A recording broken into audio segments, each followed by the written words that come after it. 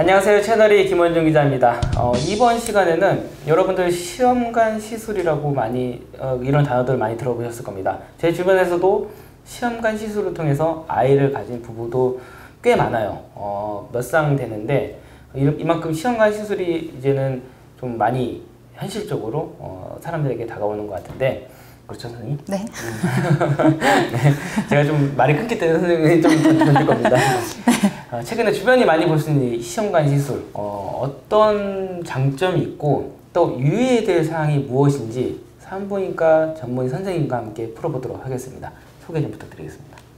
네, 안녕하세요. 저는 미즈메디병원 아이드림센터의 산부인과 전문의 임현애입니다. 네, 아까 서두에 말씀드렸는데 인공수정 그리고 시험관 시술, 이게 같은 말인가요?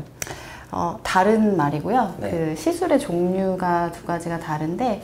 그럼 인공수정이 있고 시험관 시술이 두 가지의 각각 다른 시술입니다. 네. 그렇군요. 네. 그럼 인공수정, 시험관 시술 뭐가 다른지 좀 설명 좀 해줄 수 있을까요? 네. 그 인공수정은 그 다른 말로 하면은 자궁곽내 정자 주입술이라고 하고요. 어렵네요. 네. 일단은 이제 정액을 채취해서 그 정액을 임신에 유리하게 처리 과정을 거친 다음에 얇은 관을 통해서 자궁곽내로 주입하는 방법입니다. 일단 주로 과배란을 유도해서 배란이 많이 되게 한 다음에 이러한 시술을 함께 하는 경우도 많이 있고요. 그게 인공수정? 네, 이게 인공수정. 그리고 시험관 시술은 뭐 정확한 용어를 말씀드리자면 그 체외수정과 배아 이식입니다. 배아 이식? 네.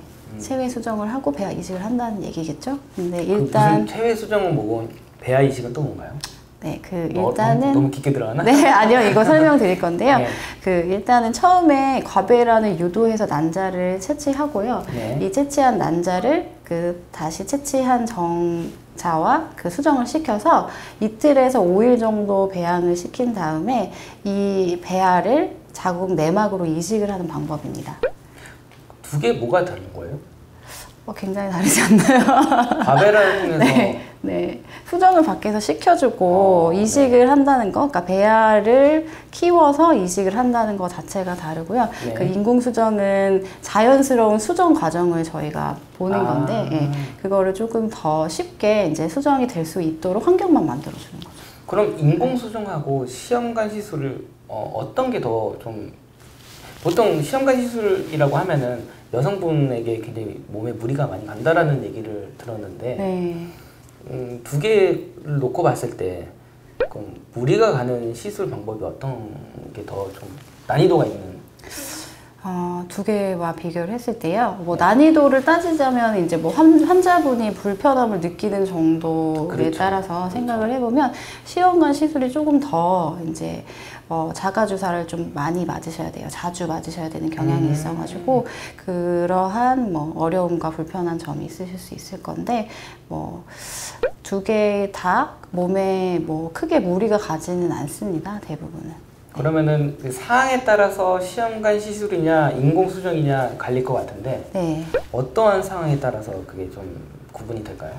인공수정이랑 시험관 시술을 이제 하게 되는 경우는 정자에 이상이 있다거나 주로 이제 자궁이나 난소에 이상이 있는 정자가 경우에 이상이 있다는 건 정자의 수가 적다는 정자를 평가하는 기준은 굉장히 여러 가지가 있는데요. 일단 대표적으로는 운동성, 형태, 수 이런 것들을 평가하게 되고요. 그런 부분에 이상이 있다거나 아니면은 여성의 자궁, 난관, 난소 이런 곳들에 이상이 있고 난소의 나이가 많다거나 하는 경우에는 이러한 시술을 통해서 시험관 시술 쪽을 많이 유도를 하고. 맞아요. 네. 유도를 하고 그 나이가 좀 어리시거나 그런 구조적인 결함이 없다거나 하는 경우에는 인공수정을 시도해 보시고 거기서 잘 안 되시는 경우에 이제 시험관으로 넘어가시기도 하고 이런 단계가 식으로 진행하고 그러면은 있습니다. 대체로 인공수정을 먼저 좀 시도를 하고 네. 시술로 넘어가는 경우가 꽤 있겠네요. 네, 구조적으로 특별히 문제가 없으시면은 자연스러운 수정 과정을 기대할 수가 있기 때문에 인공수정으로 도움을 드려보고 안 되는 경우에 이제 시험관을 해보시라고 하는데요.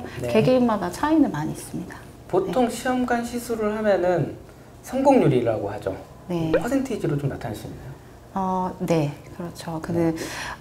보통은 20대에서 30대 중반에서는 한 50%의 확률로 임신을 성공하게 되는데 네. 대부분 많은 분들이 매우 높은 확률로 임신이 된다고 알고 계시는 경우가 많아요. 그렇죠.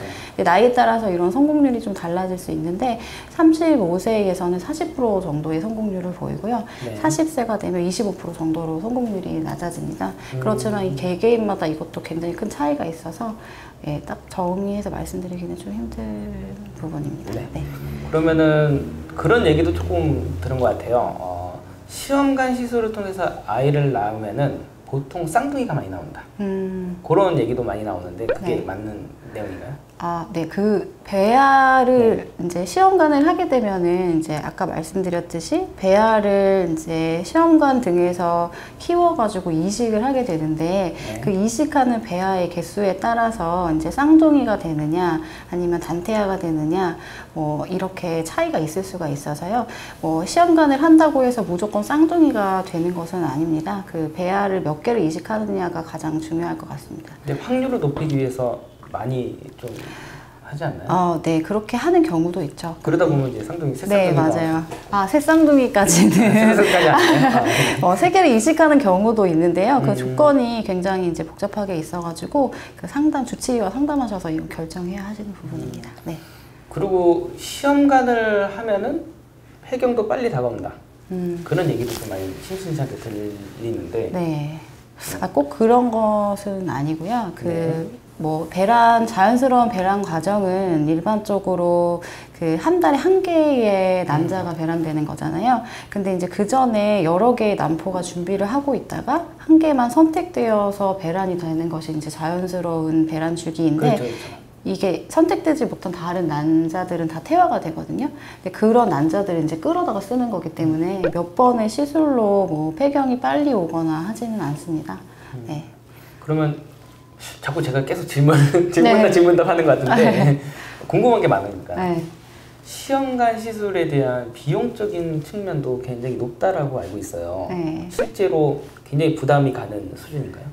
예전에는 이제 금액을 정확하게 말씀드리기는 좀 그렇지만 그렇죠. 예전에는 이제 본인 부담으로 하시는 경우가 많았는데 요즘에는 본인 부담이라는 게 비급여. 네, 그렇죠. 네. 근데 요즘에는 이제 국가에서 지원을 해주고 일반적으로는 이제 30% 정도 본인 부담을 하시게 되는 경우가 많아요. 물론 이제 횟수가 정해져 있긴 한데요. 네. 그 이후에도 이제 50% 정도 자기 부담으로 해서 시술을 하실 수 있기 때문에 예전에 비해서는 상당히 많이 비용적인 부담은 감소하신 상황입니다. 그럼 좀 기술력도 많이 올라갔나요? 좀 성공하는 확률적인 기술력이라고 할까요? 그렇지 않을까요? 그렇겠죠. 아무래도 세월이 네, 좀 지났으니까. 네, 그렇죠. 왜 매우세요? 이렇게 인공수정이나 시험관 시술을 이제 준비하고 있거나 하고 있는 좀 부부들은 굉장히 스트레스를 엄청 많이 갖고 있을 것 같아요. 네. 그만큼 간절함도 있을 것 같고요. 그렇죠? 그런 부부들에게 선생님께서 한번 좀 조언을 해줄 수 있는 얘기가 있다면 뭐가 있을까요? 진료실에서 이제 진료를 하다 보면은 인공수정이나 시험관 시술에 대한 거부감을 가지고 계시는 분들이 좀 있어요. 그래서 네네. 이제 꼭 자연 임신을 해야겠다라고 해서 이제 고집을 하시는 부분도 있기는 한데요. 그 용어 자체가 시험관 인공수정 이러니까 굉장히 인위적이고 자연스럽지 못해서 불편해 하시는 분들이 계시는데 부끄러워 하시는 분들은 네, 전혀 그러실 필요 없고 임신의 여러 단계 중에 일부를 저희가 도와드리는 거기 때문에 그렇게 안 좋게 생각하실 필요는 없다고 말씀드리고 싶고요. 그리고 일단 시술을 하시기로 결정을 하셨다면 남편분과 함께 꼭 건강관리를 같이 하시고요. 주치의와 상의하셔서 시술에 대한 스케줄을 잘 정해보시는 것이 좋을 것 같습니다. 저 갑자기 궁금한 건데 네. 이렇게 산부인과 진료를 오시잖아요. 네. 난임 부부들이 그 남편분하고 항상 같이 오시나요? 아니면 대부분 같이 오시는 경우가 많은데요. 꼭 혼자 오시는 분도 많이 있어요.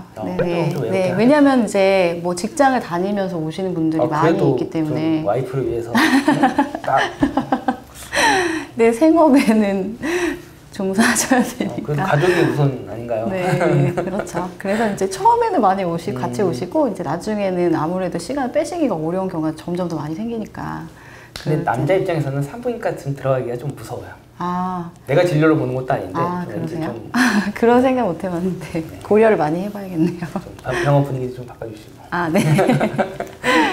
알겠습니다. 오늘 이렇게 컨텐츠를 마감할 건데 혹시 좀 더 나머지 공부할 게 좀 있을까요? 시험관 시술이나 인공수정에 관해서. 너무 뭐 지나치게 막 한 번에 꼭 성공해야 된다 아니면 내가 문제가 있다 이렇게 하시는 것은 심리적인 스트레스가 되실 수 있을 것 같아서 그런 것보다는 좀 여유 있는 마음가짐을 가지시는 것이 여러 가지로 도움이 많이 되실 것 같아요. 네. 심리적인 걸 조금 완화시키고 네, 맞아요. 한 번에 했으니까 무조건 돼야지 이런 네. 거는 좀 아니다. 네, 그렇죠. 알겠습니다. 이렇게 어렵게 나오셨는데 미즈메디 병원 아이드림센터 소개 한번 부탁드리겠습니다. 네. 물론 전편에 했습니다만 또 새로운 또 영상을 시청하시는 분들이 계시기 때문에 한번 더.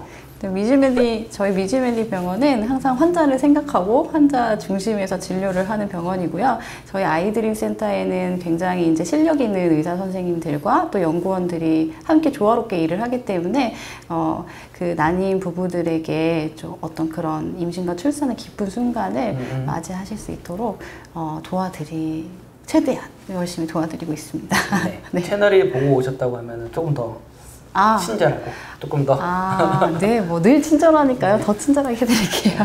비타민제 하나 좀 챙겨주시고 네. 부탁드리겠습니다. 네. 네, 이렇게 컨텐츠를 마감할 겁니다. 저희 끝인사 알고 계시죠? 네. 하나 둘 할게요. 네. 하나 둘 건강하세요.